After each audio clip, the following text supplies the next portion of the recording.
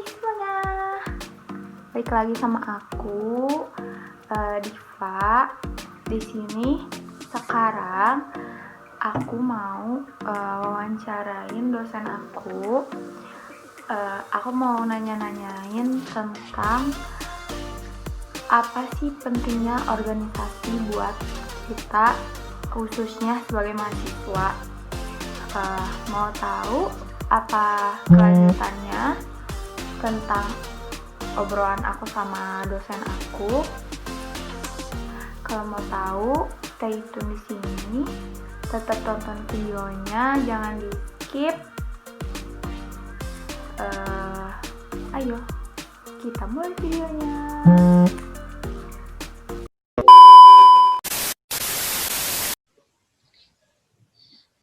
Assalamualaikum warahmatullahi wabarakatuh, Pak. Waalaikumsalam warahmatullahi wabarakatuh. Saya Diva Marsanda Putri Rahman dari kelas 1B D4 Administrasi Bisnis. Saya meminta izin buat wawancara Bapak tentang organisasi. Tapi sebelumnya boleh kenalin dulu Bapak sendiri. Perkenalan saya. Baik ya, terima kasih Diva. Saya akan memperkenalkan diri saya terlebih dahulu. Nama saya Arya Priyadi Nugraha. Saya merupakan dosen di jurusan akuntansi ya. Tetapi pada semester ini saya mengajar juga di Prodi Administrasi Bisnis di kelas 1BA. Mengajar mata kuliah akuntansi jasa, ya, seperti itu. Saya sendiri sebetulnya termasuk yang baru ya bergabung dengan Polban. Saya bergabung dengan Polban baru kurang lebih 1,5 tahun, yaitu bergabung per 1 Juli ya, SK-nya sih 1 Maret ya, 1 Maret 2019 gitu ya. Jadi kurang lebih baru 1,5 tahun. Jadi mungkin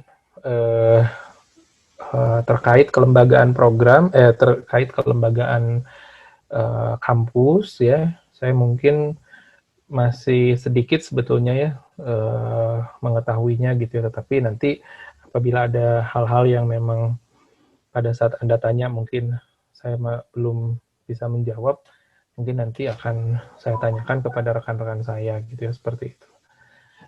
Ya, seperti itu mungkin ya perkenalan dari saya. Tadi kan Bapak mengajar di kampus Polban itu dari 1 Maret 2019 ya Pak. Apa sebelumnya Bapak mengajar di universitas juga? Kalau iya, boleh tahu Pak di mana? Saya sebelumnya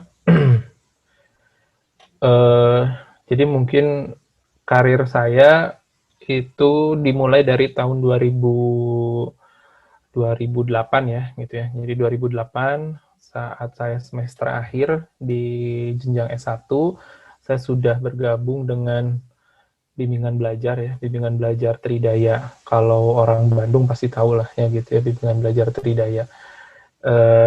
Saya dulu dipercaya menjadi koordinator untuk program SMA IPS ya, jadi untuk siswa-siswa yang dari kelompok IPS itu pasti akan ketemu saya di Bimbel Tridaya. Kurang lebih 3 tahun di sana, kemudian di tahun 2010 saya bergabung dengan Politeknik LP3I Bandung. Nah, mungkin 2010 lah ya saya mulai meniti karir sebagai dosen ya. 2010 di awal saya bergabung bersama Politeknik LP3I Bandung, kemudian saya juga bergabung dengan Politeknik LPKIA Bandung, ya seperti itu. Lalu kemudian 2011 saya resign dari Tridaya dan saya pindah ke Jakarta ya, ke ibu kota, ke Jakarta. Saya bekerja di kantor konsultan IT ya, sebagai FSR Development ya. Jadi FSR itu aplikasi pembuat laporan keuangan. Saya di Jakarta sampai dengan awal tahun 2014. Kemudian awal tahun 2014 saya kembali pindah ke Bandung. Saya bergabung lagi dengan Politeknik LP3I Bandung, tapi tidak lama, hanya 1 tahun. Kemudian awal tahun 2015 itu akhir tahun 2014 itu saya resign dari Politeknik LP3I Bandung dan bergabung dengan Universitas Widyatama. Ya, kayaknya deket tuh dengan rumahnya Restu ya di daerah siapa yang kemarin yoga ya yang di daerah Cikutra ya seperti itu ya. Di Universitas Widyatama cukup lama ya, saya kurang lebih hampir 5 tahun ya saya di Universitas Widyatama sebelum akhirnya saya resign karena saya keterima sebagai dosen PNS di Politeknik Negeri Bandung ya, tepatnya di jurusan akuntansi ya, seperti itu. Jadi jenjang karir dosen saya sendiri sudah kurang lebih 10 tahun ya. Kemudian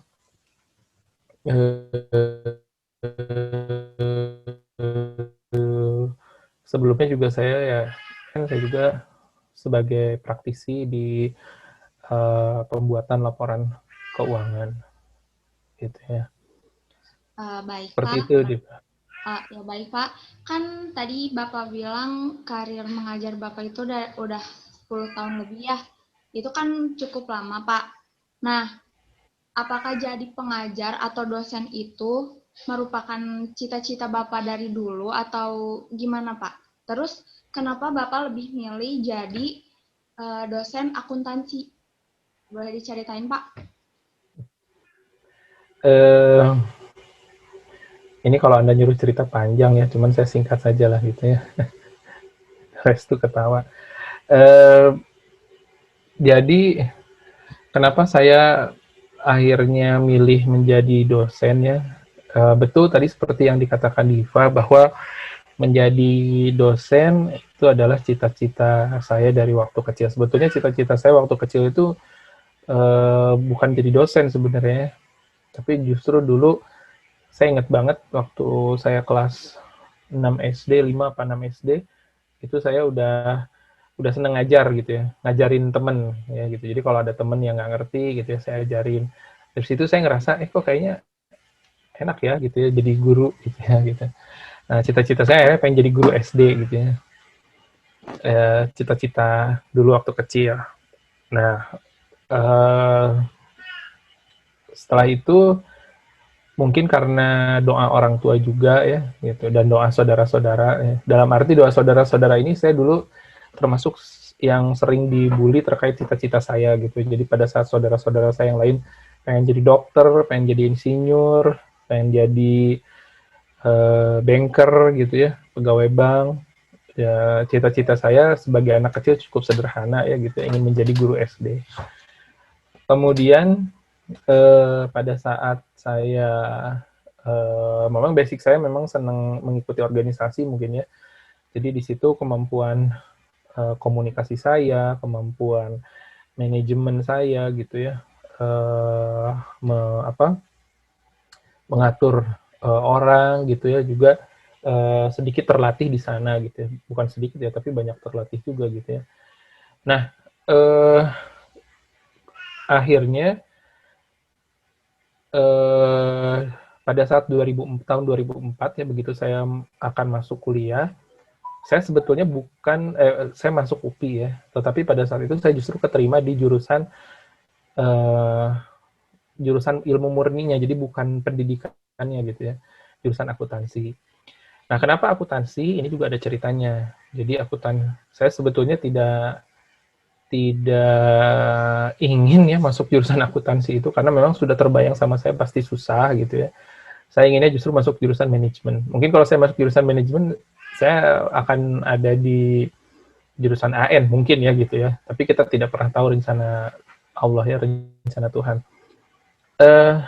Saya dipaksa ya, jujur itu saya dipaksa habis-habisan sama orang tua saya untuk masuk jurusan akuntansi. Terseok-seok di awal iya, ya 3 semester. Ini biasanya cerita ini suka saya sampaikan pada saat saya mengajar pertama kali di kelas ya, gitu ya. Jadi bukan untuk sebagai oh Pak Ari juga seperti itu gitu, berarti kita lakukan seperti itu. Tidak gitu, tetapi ini justru sebagai bahan renungan buat teman-teman mahasiswa bahwa eh, apa ya, tidak ada sesuatu yang sia-sia gitu ya. Jadi artinya saya masuk jurusan akuntansi yang saya awalnya bayangkan oleh Anda semua, 3 semester saya itu terseok-seok. Bahkan di semester 3 itu IPK saya nyaris menyentuh 1 koma. Ya. Dan makanya sampai sekarang banyak teman-teman saya nggak percaya kalau saya itu dosen. Gitu ya. Karena kalau teman-teman SMA, teman-teman kampus S1, tahu banget lah gitu ya dulu saya seperti apa ya gitu ya, tukang main gitu ya. SMA kadang-kadang ya seperti itulah gitu ya. Nah, tapi setelah 3 semester itu kemudian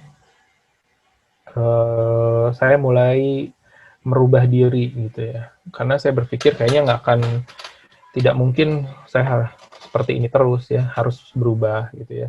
Dan saya memang termasuk ya, tapi kalau sekarang sudah tidak. Kalau dulu saya termasuk orang yang eh, proses adaptasinya tuh lama ya. Jadi kadang-kadang sudah berapa lama baru saya ngeh gitu ya. Jadi saya sendiri baru ngeh mata kuliah di jurusan akuntansi itu setelah 3 semester. Jadi begitu masuk semester 4, bayangkan orang udah kemana, saya masih baru, oh akuntansi itu seperti ini ya gitu, kayak gitu. Nah di situ saya mulai mengejar ketertinggalan gitu ya, seperti itu. Nah tapi tadi ya yang saya katakan tidak ada yang sia-sia. Jadi eh, saya selalu berterima kasih kepada Allah Subhanahu Wa Taala ya, bahwa kalau saya tidak masuk akuntansi, kemungkinan gitu ya, ada kemungkinan saya tidak menjadi dosen. Kenapa gitu ya seperti itu? Ini yang saya rasakan sangat luar biasa. Pada saat saya lulus S1, itu saya langsung diminta oleh orang tua untuk lanjut S2. Saya juga dulu merasa kesulitan untuk harus sekolah S2 ya gitu ya. Dan orang tua saya meminta untuk akuntansi kembali gitu ya. Padahal dulu S1 saja saya terseok-seok, tapi alhamdulillah saya bisa lulus ya walaupun telat satu telat 1 semester gitu ya. Jadi saya lulus 4 tahun setengah dan alhamdulillah IPK saya juga nggak buruk-buruk banget gitu ya, makanya bisa jadi dosen juga gitu ya. Di 3,31 gitu ya. Dan itu sesuai dengan doa saya gitu. Jadi doa saya itu dulu pas lagi perwalian, ada teman saya lagi perwalian sama dosennya, IPK-nya udah 3,2. Terus saya dosen saya bilang gini, kamu usahakan keluar dari prodi akuntansi UPI itu di atas 3,3 gitu ya. Nah, saya waktu itu dalam kondisi terpuruk, hampir nasakom ya, nasib 1 koma gitu ya. Itu akhirnya berdoa dalam hati, ya Allah gitu ya. Dia aja yang 3,2, dia yang masih kecil, apalagi saya gitu ya. Saya berharap mudah-mudahan keluar dari UPI itu bisa di atas 3,3 dan Allah kabulkan itu. Saya dapat 3,31 gitu ya. Nah, kemudian saya lanjut S2, S2 pun akuntansi, padahal saya awalnya ingin memilih manajemen, ya, seperti itu. Karena kayaknya manajemen itu lebih lebih asik ya gitu ya. Tapi orang tua saya nyuruh akuntansi. Nah, hal-hal indah ya setelah perjuangan kurang lebih 7 tahun sekolah ya S1 dan S2, akhirnya hal-hal indah mulai saya temui ya gitu ya. Dimana pada saat setelah saya S2 itu justru bukan saya yang mencari pekerjaan, tetapi banyak kampus yang menawarkan kepada saya untuk menjadi dosen.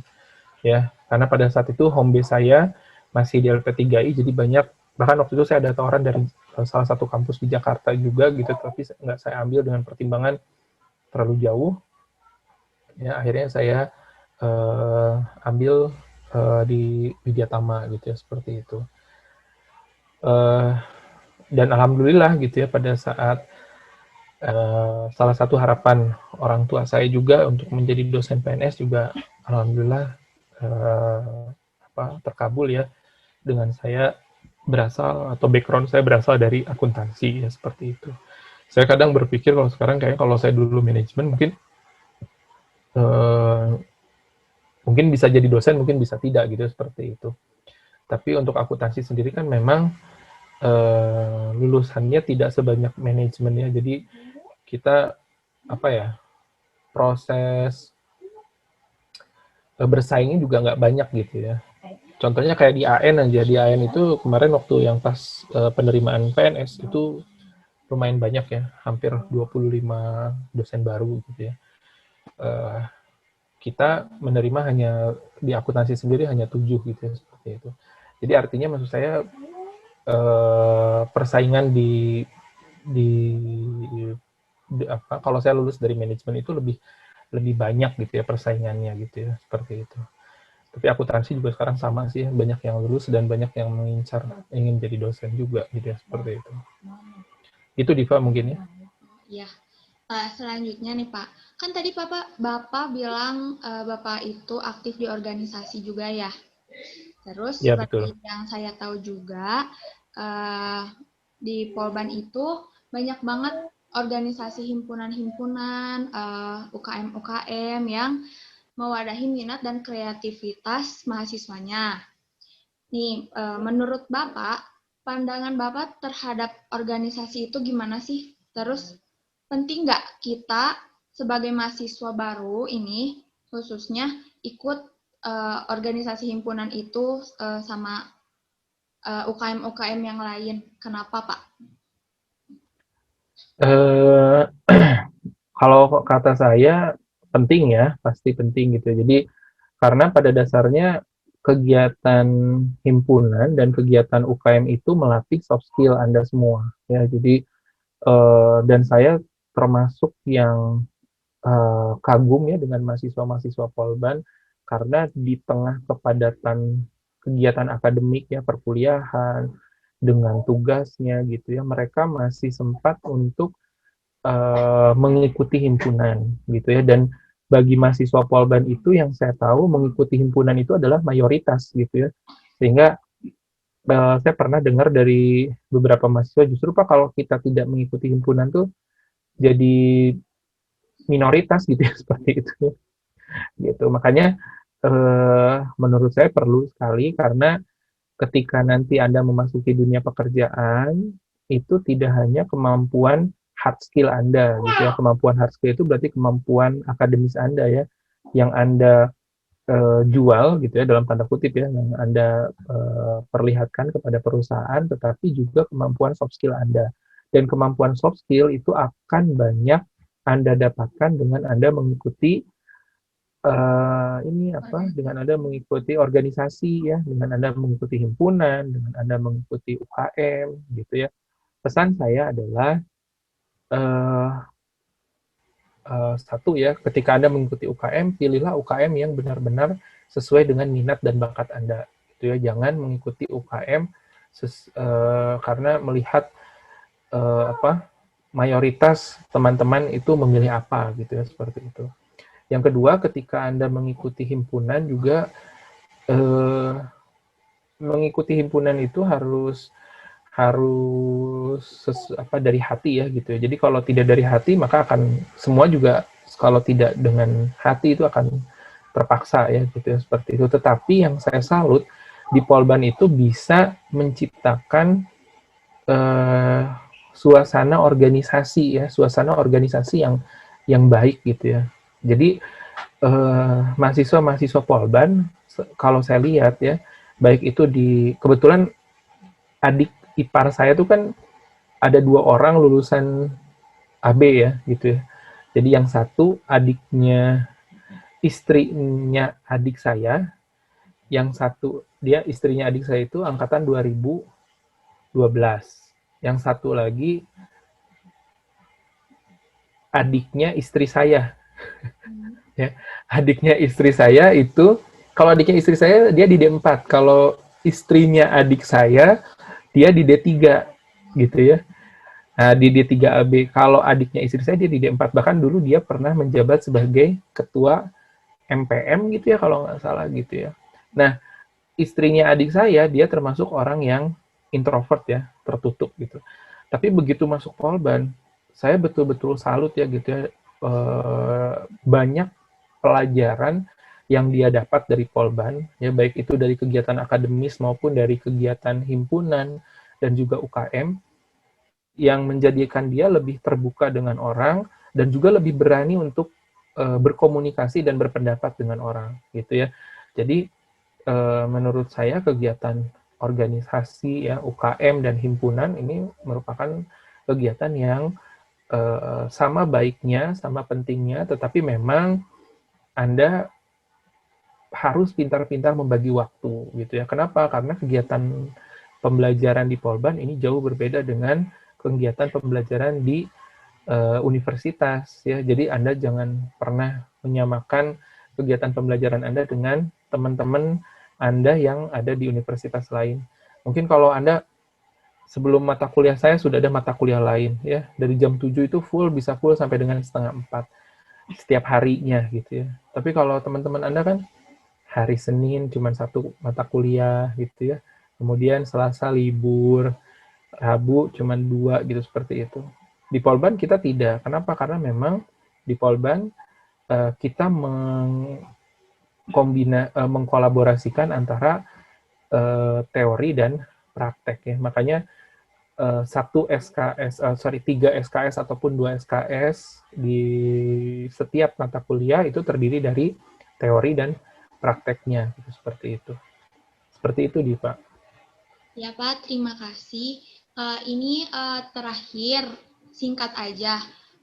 Harapan atau pesan buat Bapak untuk kita mahasiswa baru tahun 2020 yang sekarang itu kuliahnya lagi nggak efektif gitu online kayak gini. Apa ada semangat mungkin? Ya, buat teman-teman angkatan 2000 ya, angkatan COVID, eh, saya saya harap sih dengan kondisi pembelajaran seperti ini tidak menurunkan semangat Anda untuk belajar, ya gitu ya. Saya memahami, makanya kalau saya mencoba untuk merefleksikan diri di posisi mahasiswa, ya seperti itu. Karena memang tetap saja ada perbedaan ketika pembelajaran tatap muka secara online. Jadi Anda tetap semangat kerjakan tugas seperti biasa ketika Anda berada di dalam kelas. Dari segi materi ya gitu ya. Mungkin dari segi materi ada beberapa materi yang mungkin kalau tatap muka langsung Anda akan lebih memahami di line ya. Itu entah itu melalui Zoom ataupun Google Meet gitu ya. Kalau saya pribadi yaitu sebagai dosen juga saya harus pintar-pintar menyiasati bagaimana pembelajaran jarak jauh ini menjadi pembelajaran yang tidak membosankan gitu ya. Makanya saya sering kali kan mengajak Anda ngobrol ketika pembelajaran itu membangun suasana yang seperti ya kayak berinteraksi di kelas aja gitu ya, seperti itu. Seperti berinteraksi di kelas gitu ya. Saya sebetulnya udah sempat bisa nggak ya nih gitu ya. Saya coba lewat WA grup, wah ternyata berhasil lewat, dan memang lebih banyak berhasilnya saya itu lewat WA grup ya dibandingkan lewat Google Meet. Jadi kalau memang beda ya, kalau kata Restu, ini Pak, ini baru lewat WA aja baru pada semangatnya gitu ya. Kadang-kadang kalau di WA grup itu mahasiswa yang pendiam gitu ya, itu mungkin lebih berani mengekspresikan karena kan dia nggak terlihat ya gitu ya.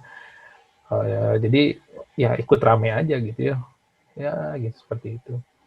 Nah ya ini juga sebenarnya menjadi tantangan bagi dosen ya, bagaimana memberikan pembelajaran yang kreatif dan inovatif ya serta tidak membosankan sehingga mahasiswa bisa betah ya untuk mendengarkan dosennya walaupun melalui jarak jauh seperti itu. Kalau saya tadi strateginya ya saya tidak selalu menggunakan Zoom ataupun Meet ya, selain saya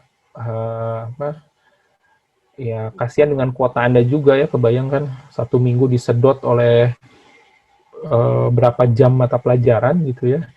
Nah, saya coba seperti tadi kita latihan ya, saya coba berusaha walaupun melalui WA group saya berikan instruksi dengan jelas gitu ya. Walaupun memang capek ngetik gitu, tapi saya coba ini karena saya berpikir di mata kuliah praktikum aja saya bisa ya. Kan saya paginya tadi ngajar praktikum ya di jurusan akuntansi. Itu praktikum kan lebih banyak langkah-langkahnya gitu ya. Saya coba bisa nih gitu ya. Saya akhirnya terpikir kan, coba nanti di akuntansi jasa saya coba pakai WA group lagi gitu ya. Dan karena saya coba sebelumnya lebih antusias seperti itu. Seperti itu Diva ya, jadi mudah-mudahan semangat buat semuanya ya, jangan putus asa, jangan wah udah susah-susah masuk Polban, nggak taunya belajar daring. Bukan Anda saja ya, tetapi semua mahasiswa se-Indonesia sekarang sedang melakukan pembelajaran daring. Wali kota ataupun gubernur itu tidak bisa memutuskan untuk membuka ya tempat pendidikan karena itu semua diatur oleh pemerintah pusat. Jadi kalau Pak Menteri Nadiem menginstruksikan membuka, maka semua akan dibuka ya tempat pendidikan seperti itu. Ya. Begitu ya Diva ya. Ya. Terima kasih banyak Bapak atas kesediaannya diwawancari oleh saya. Banyak banget ilmu yang bisa saya ambil dari cerita Bapak tadi. Mohon maaf bila saya ada kesalahan, masih banyak kurangnya. Terima kasih Bapak sekali lagi. Wassalamualaikum warahmatullahi wabarakatuh. Waalaikumsalam warahmatullahi wabarakatuh. Nah, oke, teman-teman semuanya. Wawancara aku sama dosen aku, Pak Ari namanya, udah beres. Segitu dulu aja, semoga kalian bisa nangkep poin-poin penting yang disampaikan sama Pak Ari, dan bisa jadi ilmu baru. Sampai ketemu lagi sama aku teman-teman, bye-bye.